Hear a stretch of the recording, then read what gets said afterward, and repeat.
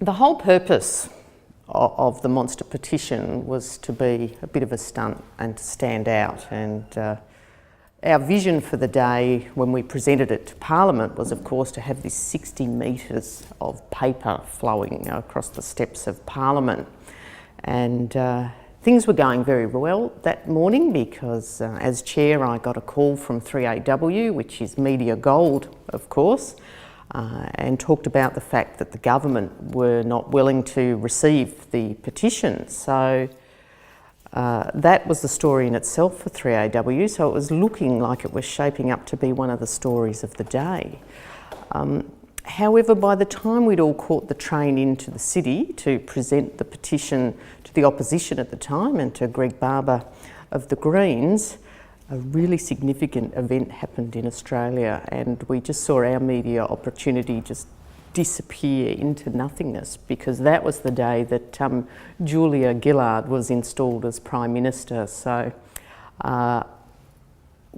we persisted, we continued, but sadly Julia just blew us away in terms of media coverage on the day. I hope Rowville Rail is built.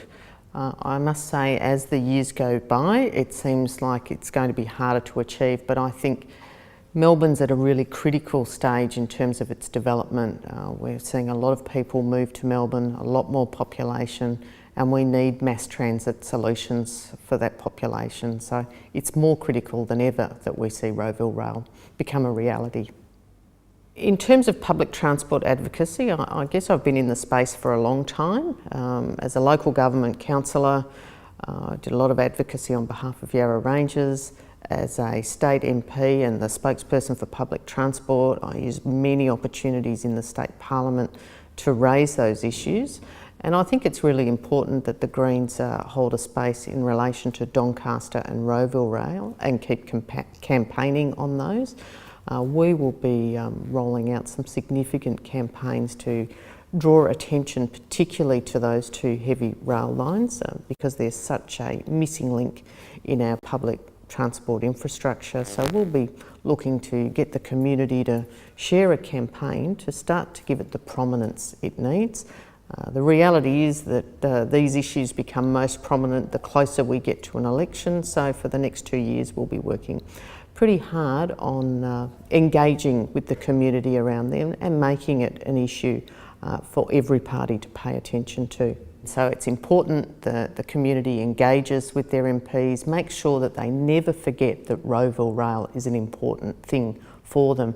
And that means whether it's signing things like the monster petition or engaging in other sorts of advocacy activities or just calling your MP, they're all really important things to do for the community. But never be apathetic about it. I think it's really important that motivation continues in community because their motivation will motivate MPs to do something. It's interesting that the people of Rowville don't make themselves a marginal seat. So that connection hasn't been made yet around marginality and delivery of infrastructure.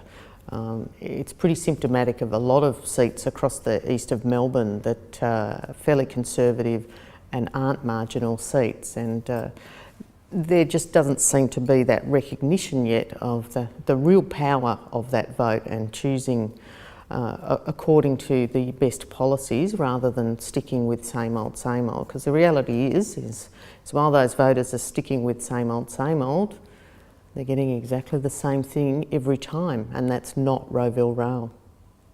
Infrastructure has become highly politicised, and that's one of the problems. Rather than assessing our needs on need, it's all about what's a marginal seat, what isn't a marginal seat, where do we deliver infrastructure to garner votes, and you cannot develop a city or an integrated transport plan like that. And I think we're seeing the failings of that now in Melbourne with congestion, with the lack of Rowville Rail, the lack of Doncaster Rail, lack of buses and tram networks. We're just not taking the integrated approach we need to because of the politicisation of transport and infrastructure generally.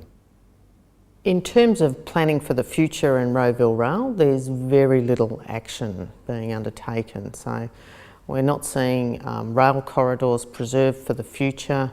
At the moment, the smart bus services along that line are so oversubscribed you can't actually get onto the bus, you have to wait for services on there.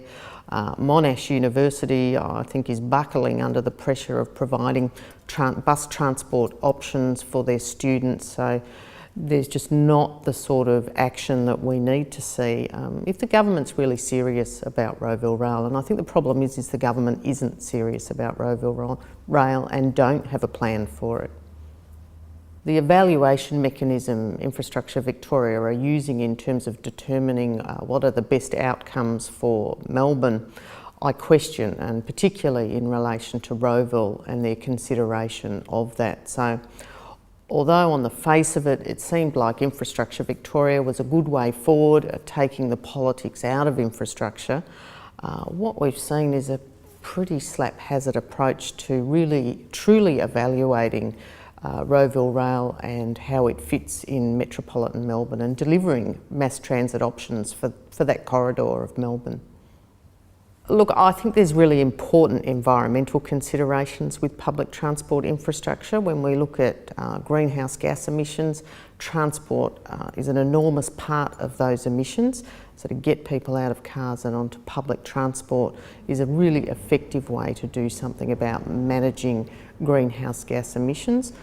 I think the other side of it is too, there's a real health benefit to using public transport, because we find that people who use public transport are generally more active because they might be walking to the tram, the train, the bus, rather than getting in cars. So there's enormous environmental benefits to using public transport and having a really good public transport system in place. And sometimes I think that gets forgotten when we're looking at public transport. We get fixated on other things, but the environmental benefits of public transport are enormous.